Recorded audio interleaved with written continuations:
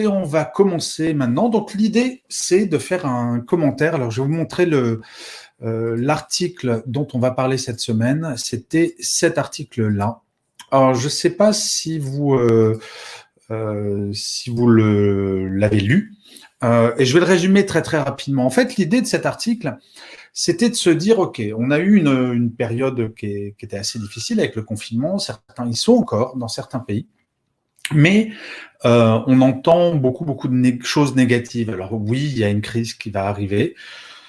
On en parlera plus tard parce qu'il y a eu pas mal de commentaires sur cette crise. Moi, je suis moins pessimiste que certains et certaines. Mais en tout cas, il y a une chose qui est certaine, c'est que dès aujourd'hui, on peut sortir des choses assez positives de ce qui vient de se passer, de ce qui est en train de se passer. La première chose, c'est quand même la première fois dans toutes les entreprises que tout le monde, quel que soit le niveau hiérarchique, vivait exactement la même chose. Du tout en bas de l'échelle hiérarchique à tout en haut, on a tous été confinés. Alors pour les entreprises qui ne travaillaient pas comme les hôpitaux, ce genre de choses, bien entendu, je parle des entreprises qui ont été confinées. Et ce qui crée une grande complicité parce qu'on a, voilà, il y a des gens du Brésil, Sao Paulo, bonjour Flavio, donc on a tous vécu la même chose et c'est pour ça que je pense que ça crée une grande complicité. Quand on est toutes et tous dans une épreuve et qu'on vit toutes et tous la même chose, on se sent solidaire. Rappelez-vous de la crise de 2008 ou toutes les crises qu'on a passées. Très honnêtement, en 2008 avec la crise économique, je suis pas persuadé que les grands PDG l'aient vécu de la même façon que les gens qui étaient sur le terrain. Parce que la crise économique a un décalage gigantesque en fonction des hiérarchies. Dans une entreprise, là, on a tous vécu exactement la même chose. Donc je pense que à partir du moment où on vit la même chose, ça crée une complicité qui est assez nouvelle. La deuxième chose, c'est je pense qu'il va y avoir des changements en profondeur. Ensuite, ça dépendra des entreprises et vous allez voir dans les commentaires qui ont été faits sur cet article, on le voit bien. Mais un des changements qui est absolument gigantesque, c'est bien entendu le télétravail.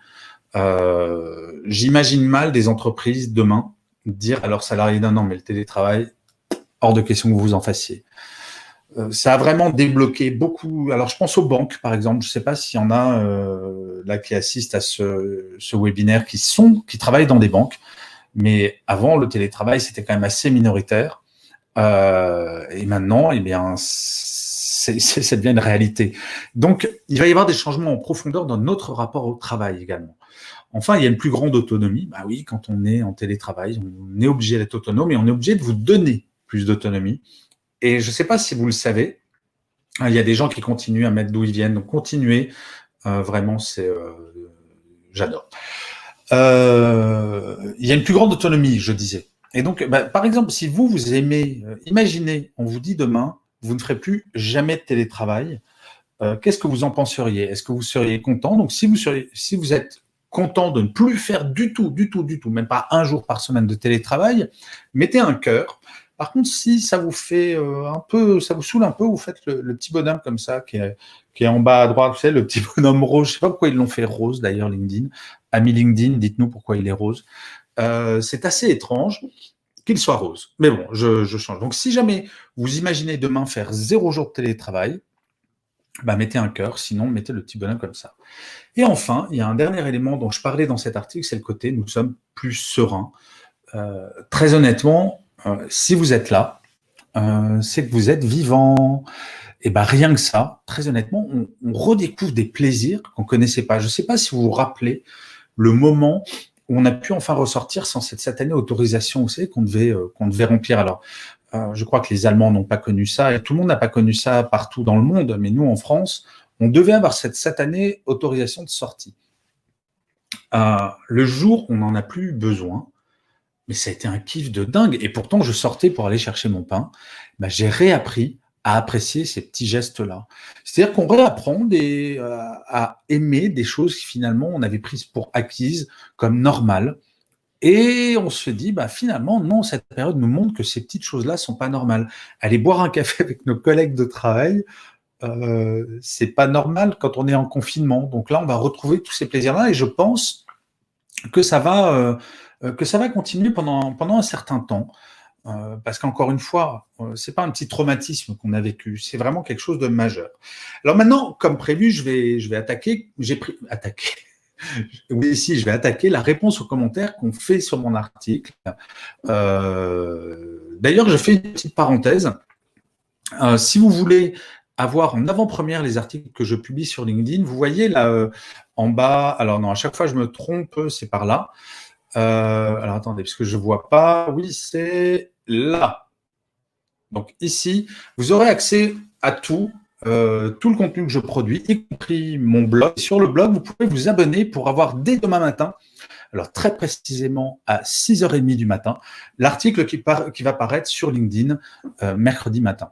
Je vous dirai d'ailleurs tout à l'heure le thème, il est pas mal. Non, je peux vous le dire tout de suite. Le thème de l'article de demain, c'est est-ce qu'un manager doit tout savoir? Grande question. Parce que je ne sais pas si vous avez eu des managers comme ça. Vous savez qu'ils savent tout le temps. Ils doutent jamais. Quoi que vous disiez, de toute façon, ils savent. Eux, ils savent. Donc, est-ce que c'est une obligation quand on est manager de tout savoir? C'est le thème de l'article de demain. Alors, je reviens à l'article de la semaine dernière. Et il y a eu donc l'article, c'était Manager manager les leçons d'une crise. Le premier commentaire, c'est Anne-Laure Olivier qui me l'a fait et qui écrit « J'aimerais tellement qu'il y ait un avant et un après. J'ai plutôt l'impression que s'il était de bon ton de veiller au bien-être des salariés pendant le confinement, l'aspect économique est vite revenu au premier plan, malheureusement. » Alors, si vous êtes d'accord avec ce que vient de dire Anne-Laure, mettez un pouce comme ça ou un cœur. Si vous trouvez que c'est pas tout à fait vrai, mettez un petit bonhomme comme ça. Moi, perso, je mets un petit bonhomme comme ça. Et je vais vous expliquer pourquoi. Bien sûr que l'aspect économique revient. C'est évident. On est dans un monde capitaliste où les entreprises doivent faire du chiffre d'affaires et de la marge pour pouvoir payer les salaires. Cela étant dit, imaginez-vous, et ça ce sera peut-être dans 6 mois ou dans 1 an, peut-être même dans 2 ans, peu importe. Imaginez-vous, vous voulez changer de travail et vous passez des entretiens dans 2 entreprises différentes. L'une a intégré totalement le bien-être au travail, a intégré le fait que le télétravail faisait partie maintenant d'une normalité, et l'autre, elle est restée, elle est revenue à ce que c'était avant le corona. Même boulot, même salaire, tout pareil. Et il y en a une qui vous dit, vous aurez autant de télétravail que vous voulez. Il faudra être présent à certains moments, présentiel dans l'entreprise, mais sinon, pour le reste, vous ferez ce que vous voulez. Et l'autre qui vous dit, 0 télétravail, ou 1 jour de télétravail par mois si vous êtes sympa. Et vous n'hésiterez pas. Vous irez dans l'entreprise qui fera attention à votre bien-être. Alors certes, l'économique est passée devant, mais il ne faut pas avoir un raisonnement de crise économique comme on a eu pendant des années en France. On est un cas unique en Europe et peut-être au monde dans les pays développés. C'est-à-dire qu'on se met toujours, nous les salariés, un peu en retrait en disant j'ai pas le choix. Mais il ne faut pas se tromper. Un recrutement, c'est quelque chose de difficile. Une entreprise, quand elle vous recrute, c'est pas un cadeau qu'elle vous fait, c'est vous offrez vos services. C'est un échange. Et dans l'échange, c'est comme dans tout échange, il faut que ça soit partagé, vous voyez, il faut que ça soit équilibré. Et donc, les entreprises qui n'ont pas compris que notre perception du monde du travail a changé, je crois qu'elles vont avoir des problèmes à recruter dans les années à venir. Alors peut-être pas dans cette période de crise, parce qu'on va se dire je vais peut-être pas changer de boulot maintenant parce que le chômage a augmenté. Ça, c'est naturel. Mais quand on va revenir à une forme de normalité, je vous garantis que les entreprises qui auront les meilleurs talents seront celles qui auront intégré ces changements. Alors, je suis terriblement bavard. Je vais aller vite parce que ce sont des webinaires très courts que je vais faire, enfin très courts, 1/2 heure maximum. Le deuxième commentaire, c'est un commentaire de Christelle Daugé, qui dit « On doit reconstruire une culture du travail autour d'un outil, le télétravail.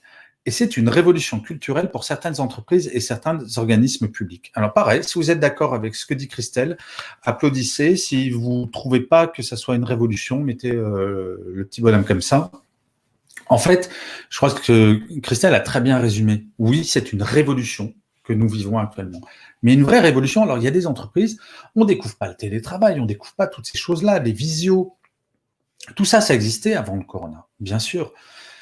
Mais là, on n'a pas eu le choix. Ça a été extrêmement violent. En une journée, on a tous et toutes basculé. Et c'est une révolution culturelle, effectivement. Il faut tout remettre à plat. On va réduire le présentiel. Et il faut se poser la question, est-ce qu'on va faire, je ne sais pas s'il y en a qui font, avant le corona, qui faisaient des réunions interminable avec 30 personnes, je vous fiche mon billet, expression de vieux. Ah, d'ailleurs, petite parenthèse, si vous me suivez, ça a été mon anniversaire de 50 ans vendredi dernier, vous m'avez envoyé plein de messages, plein de mails, merci 1 million de fois, ça m'a beaucoup touché. Je ferme la parenthèse.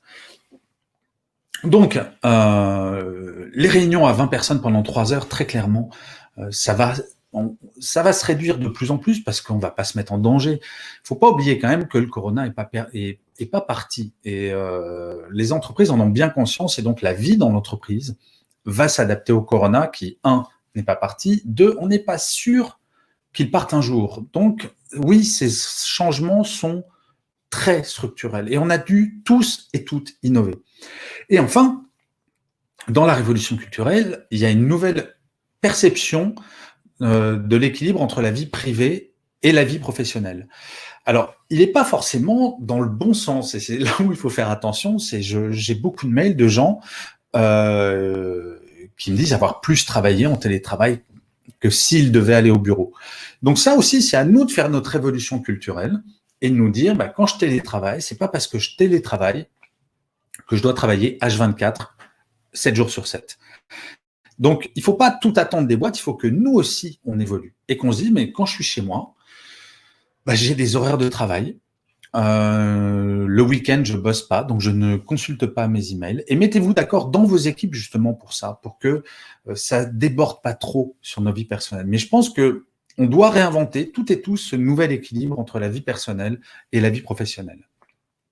Alors, le commentaire suivant, c'est Cécile Schmitt qui me le fait.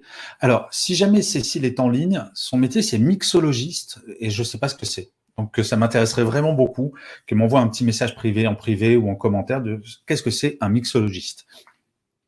Alors, son commentaire, c'est « Merci pour cet article qui pose des constats et vos ressentis. Même si les tendances ne peuvent certainement pas encore être observées, les oscillations peuvent durer plusieurs années, peut-être une dizaine. Le temps de la suffocation d'un modèle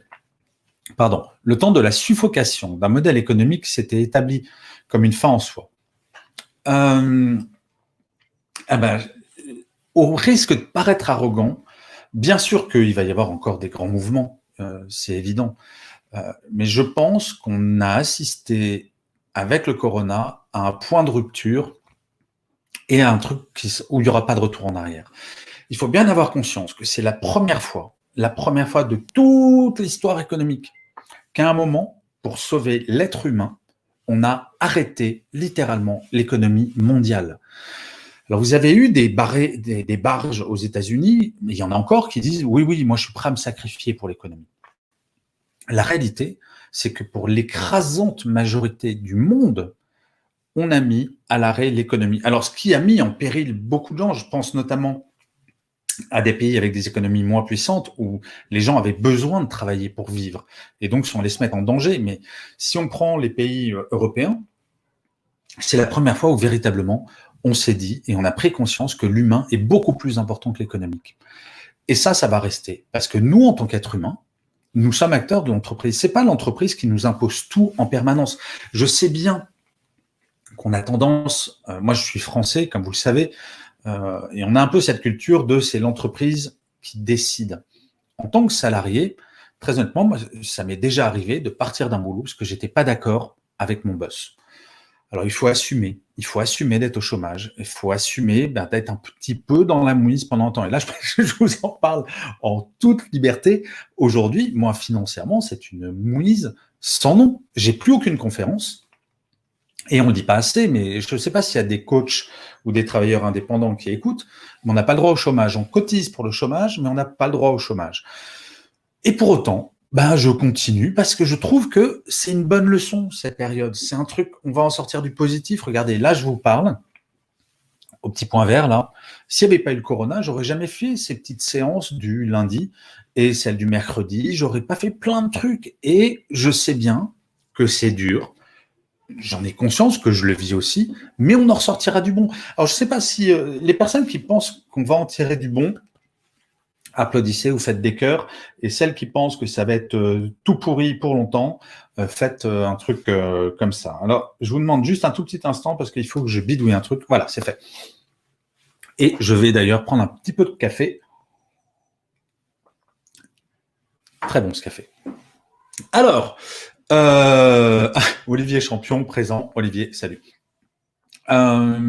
Christine Victor, qui me dit, toujours en commentaire à l'article qui s'affiche, changer notre regard, c'est sûr et certain. En mieux, là encore, l'avenir nous le dira. Mais ce n'est sûrement pas malheureusement une certitude pour tout le monde, car, pardon de le dire, mais il y a une incivilité évidente, surenchérée par un laxisme consternant. Apparemment, beaucoup n'ont toujours pas compris. Prenez soin de vous, car d'autres ne le feront pas pour vous.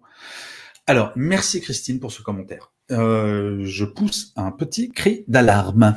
Je ne sais pas s'il y en a qui font des courses. Moi, je fais mes courses dans un Franprix, pour ne pas le citer. Et il y a quelques semaines, honnêtement, tout le monde avait un masque dans mon Franprix. Tout le monde. On était déconfinés, mais les gens se disaient, il faut quand même faire attention. Et il y avait un vrai sentiment, je me sentais protégé, parce que les gens qui faisaient leurs courses, figurez-vous que maintenant, j'ai dû intervenir pour aller voir un monsieur, et je le fais souvent, pour lui dire, mais pourquoi vous ne mettez pas de masque dans le Franprix? C'est pas pour vous protéger vous, c'est pour me protéger moi. Et même mon boucher ne met plus de masque. Et j'ai l'impression qu'on a un peu, en France en tout cas, alors je sais pas, dites-moi, les Belges, les Suisses, les Canadiens, enfin tous les personnes, si ça se passe comme ça aussi dans vos pays, s'il y a un peu un relâchement. Moi, je suis très très inquiet que ce qui se passe en Allemagne, je ne sais pas si vous avez vu, en Allemagne, il y a 1 million de personnes qui sont reconfinées, qu'il y a un vrai relâchement et que on soit obligé de se reconfiner mi-août ou début septembre. Donc, je rejoins totalement ce que dit Christine. Mettre un masque quand on fait ses courses, quand on est dans les transports en commun. J'ai vu des gens dans le métro sans masque. C'est pas, enfin, pardon, mais c'est pas possible. Juste un petit rappel. Je vais pas passer 1 heure sur ce sujet, hein. Rappelez-vous que cette épidémie est partie avec une personne, une seule. Il suffit d'une personne pour lancer une épidémie. Et on est responsable, on peut être cette personne. En Corée du Sud, quand ils ont réouvert les boîtes de nuit, ils les ont refermées le lendemain parce qu'une personne avait contaminé 30 personnes. Donc voilà, juste un petit message, c'est dans les leçons de cette crise, il y a le fait que on prend soin des autres et il faut continuer à le faire parce que c'est pas fini. Alors ensuite, c'est un commentaire de Katerina Theodorou qui écrit « La situation actuelle offre une opportunité enthousiasmante pour le management de se réinventer au profit de méthodes modernes et de favoriser l'engagement des salariés. Le manager doit être un animateur bienveillant, dévoué au développement de ses collaborateurs et non plus un contremaître en charge du contrôle des équipes. » Bon, là, forcément, je peux être que d'accord avec ça. Je crois que le management n'aura jamais été aussi important et il a dû s'adapter également, notamment du fait du management à distance, la maîtrise de nouveaux outils et réussir à garder un vrai lien, à rester motivant même dans une période qui est anxiogène. Et surtout, je pense qu'il y a, je suis en contact avec beaucoup de managers qui profitent de cette période pour échanger énormément avec leur équipe. Et échanger en disant, par exemple, qu'est-ce que vous appréciez chez moi en tant que manager et qu'est-ce que vous aimeriez voir changer chez moi en tant que manager. S'il y a des managers qui écoutent, n'hésitez surtout pas à poser la question à vos équipes, est-ce que vous voudriez que je fasse évoluer des choses? Et vous verrez que il y a des choses à faire changer. Et généralement, c'est pas dit de façon méchante de la part de vos équipes, au contraire. Et donc, il faut vraiment se lancer dans ce genre d'évolution. C'est pour ça, je pense, Katharina, vous avez totalement raison. C'est une opportunité. De toute façon, il faut bien voir, toutes les grandes crises ont amené des opportunités de changement. Alors parfois, ça a été des mauvais changements, mais assez rarement, parce que regardez, l'État, si on prend l'exemple de la France, l'État-providence tel qu'on le connaît aujourd'hui, et l'État qui prend soin de ses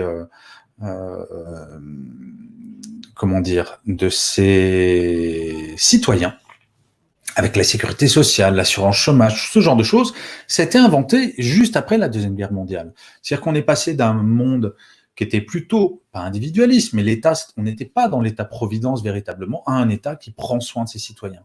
Je suis convaincu que cette crise-là, on va en tirer du positif. Alors ensuite, c'était un commentaire de Philippe Orvin qui me dit À mon avis, il est un peu tôt pour tirer des leçons. On n'a pas vu le pire. Les cessations de paiement, comme s'il en pleuvait, vont nous permettre peut-être de construire une société plus intelligente. J'ai quand même des doutes quand on voit par exemple la destruction massive des vélos en bon état ou chez Uber. Alors, bon, c'est pas très positif, Philippe, pardon, comme commentaire. Bien sûr qu'il va y avoir des faillites, et il va y en avoir encore. Mais regardez l'énorme différence avec 2008. 2008, crise financière. Tout le monde a été touché, avec un chômage qui explose, mais c'était une crise financière qui a touché le pouvoir d'achat des gens. Regardez ce qui s'est passé dans plein de pays. Il y a eu du chômage partiel. Je ne veux pas vous dire de bêtises, mais ça se compte en milliards l'épargne que les Français ont fait, par exemple, pendant cette crise.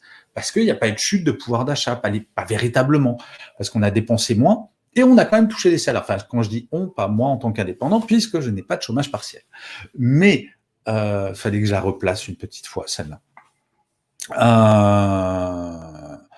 Il faut impérativement se dire que cette crise-là n'est pas une crise classique, c'est une crise sanitaire avant tout. Quand on a déconfiné, les coiffeurs se sont relancés. Alors certes, leur chiffre d'affaires est un petit peu inférieur, quoique c'est pas certain. Les bars ont réouvert. Tout ça revient petit à petit. Des secteurs, c'est une catastrophe. L'hôtellerie, la restauration, c'est en train de repartir, mais quand même, le tourisme. Mais tout ça n'a qu'un temps. 2008, on a mis quasiment 10 ans à s'en remettre. Parce que ce sont des secteurs entiers qui se sont effondrés, il n'y avait pas de renouveau. Là, vous voyez bien qu'il y a quand même des secteurs économiques nouveaux qui sont en train d'arriver. Je pense au secteur de l'écologie, au secteur les scooters électriques, les voitures électriques. Il y a plein de choses qui sont en train de bouillonner. Il y a des nouvelles entreprises qui arrivent. Et on est dans une phase de transition. Et comme toute transition, il va y avoir des frottements. Donc je pense que on peut commencer à tirer des leçons. Par contre, on verra si cette crise économique dure 6 mois ou 1 an ou 1 an et demi. Mais en tout cas, les prévisions du FMI sont pas si pessimistes que ça, en fait. Allez les voir si jamais vous voulez vous remonter un petit peu le moral. C'est à partir de 2021, tout va plutôt bien se passer. Ensuite, ce fut un commentaire de Arnaud Delahaye qui dit « Mon optimisme partage votre avis et me laisse rêver de ce futur. Mon pessimisme me laisse penser que nous changeons difficilement la nature des personnes. » Alors, on ne change pas la nature des gens. Oui, enfin, c'est pas une crise qui va changer la nature des gens. Et je vais peut-être vous étonner, même ça, peut-être, si vous connaissez mes écrits, je ne crois pas que l'homme avec un grand H soit bon. Je crois que, comme Hobbes, l'homme est un loup pour l'homme. Pour les plus philosophes, je ne crois pas, comme Rousseau, que l'homme soit profondément bon. Tiens d'ailleurs, si vous pensez que l'homme avec un grand H est profondément bon, applaudissez. Si jamais vous avez des doutes et vous pensez que la nature humaine est plutôt méchante ou pas bonne, faites un petit truc comme ça. Moi, je suis plutôt comme ça. Mais pour autant, il y a des lois qui ont été créées. Par exemple, c'est écrit dans la loi que j'ai pas le droit de tuer mon voisin si jamais il me saoule. Et c'est pareil, les entreprises vont évoluer et il y a de plus en plus de bienveillance et on n'a pas le droit de harceler moralement ou sexuellement quelqu'un parce qu'il y a des lois. Et ces règles évoluent de plus en plus et au même titre que je pense que cette crise qu'on est en train de vivre va faire que le bien-être au travail n'est plus une option, c'est plus un détail, c'est fondamental parce que sans vous, les salariés, une entreprise n'existe pas. C'est aussi bête que ça. On revient à des fondamentaux. Regardez comme des métiers qu'on regardait finalement assez peu ont pris une importance capitale pendant cette période et on s'est dit ah ouais, ce serait pas mal que je dise merci à mon hôte de caisse ou à mon hôtesse de caisse. Moi, je vous dis, parfois, j'ouvrais la fenêtre, je suis au rez-de-chaussée pour dire merci aux éboueurs. Ça n'était jamais arrivé avant cette crise. Et quand je vois des éboueurs maintenant qu'on est déconfinés, et ça me restera. J'ai un vrai respect, pas que je manquais de respect pour eux, mais j'ai conscience de leur importance dans la société. Et je parlais avec certains qui me disaient, mais enfin, on est reconnu à notre juste valeur. Donc, on ne change pas la nature des gens, par contre, on va changer quelques règles, on va changer le regard sur certaines choses, et on va changer notre perception des choses. Parce que la perception qu'on a du travail aujourd'hui, c'est pas la même que l'on avait au 19e siècle. Alors, regardez la perception qu'on avait de la valeur d'une vie au Moyen-Âge par rapport à la perception qu'on a d'une vie aujourd'hui. L'espérance de vie au Moyen-Âge, ça devait tourner autour de 20 ans. Je ne dis pas de bêtises. Alors, s'il y a des historiens, pardon si je me trompe de quelques années, voilà, c'est quand un bébé, la mortalité infantile était gigantesque, donc forcément la valeur apportée, la valeur que l'on donnait à la vie n'était pas tout à fait la même qu'aujourd'hui. Et tout ça évolue, donc la nature de l'homme ne change pas. homme avec un grand H encore, mais par contre, notre perception du monde, notre perception du travail, notre perception de notre management, notre perception de nos collègues, ça c'est quelque chose qui évolue. Et le dernier commentaire auquel je vais répondre, c'est un commentaire de Lionel Monat, qui me dit « L'avant, l'après, tout ça est très relatif lorsque les emplois sont menacés à l'appel. La quête de sens ne date cependant pas d'hier. » Écoutez, je suis pas tout à fait d'accord. C'est pas les crises ont toujours été une opportunité. Honnêtement, c'est regarder toutes les crises, in fine, ont apporté quelque chose, ou en tout cas ont changé des choses et notre perception des choses. Et quand je parle de crise, je parle vraiment de crise majeure. Je veux pas dire que 2008 n'était pas une crise majeure, mais je compare ce qu'on a vécu avec le Covid à la Deuxième Guerre mondiale, qui a été un vrai point de rupture. Entre avant la Deuxième Guerre mondiale et après la Deuxième Guerre mondiale, la société n'était pas la même. Et les membres de ces sociétés n'étaient pas la même. Parce qu'on pouvait plus, quand on ne disait plus jamais ça, je pense qu'avec le Covid, on se dit un peu, plus jamais ça. On va essayer de s'adapter, on va évoluer. Et la crise économique qu'on va bien entendu connaître, elle va pas durer 20 ans. C'est pas comme la crise pétrolière de 74 ou la crise de 2008. C'est une crise sanitaire. Donc à partir du moment où la problématique sanitaire est réglée, on va se réadapter. Bon, eh bien écoutez, on arrive à la fin de ce petit webinaire. Juste donc, pour rappel, j'ai encore 2 petites choses à vous raconter. Donc demain, c'est l'article de la semaine que je publie sur mon blog. Donc sur mon blog, il y a l'adresse qui est en bas et vous pouvez aller, il y a un lien vers mon blog, vous pouvez vous abonner pour avoir accès à l'article. Et mercredi à 17h, c'est une webconférence, donc c'est un autre format qui est beaucoup plus préparé que là, même si maintenant je le prépare, j'espère que vous l'avez remarqué. Maintenant, je prépare ces petits webinaires du lundi. Donc le thème, c'est les impacts de la crise sur le management, justement. Donc pendant 1 heure, je vais décortiquer ce qu'a changé la crise sur les relations manager-managé, pour voir ce qu'on va en tirer de bon, ce qu'on va en tirer de moins bon, les menaces, les opportunités. Donc que vous soyez manager ou manager, n'hésitez surtout pas à participer à ça.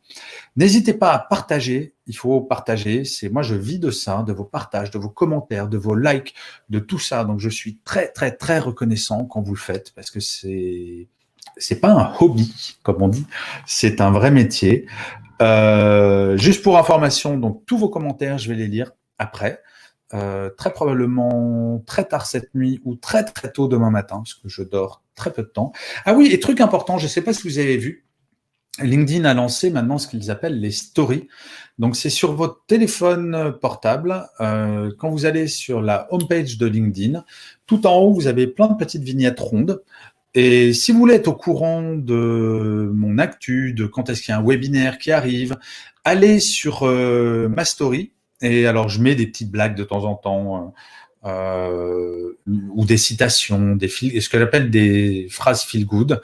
Mais il y a aussi l'annonce de tous mes webinaires. Donc, n'hésitez pas de temps en temps à cliquer sur cette story et vous verrez ce qui se passe dans mon actu. Eh bien, écoutez, je vous remercie 1000 fois d'avoir été présent. J'espère que vous avez passé un bon moment. Moi, c'est toujours le cas. Ça m'amuse beaucoup de parler avec ce petit point vert et de voir tous vos commentaires.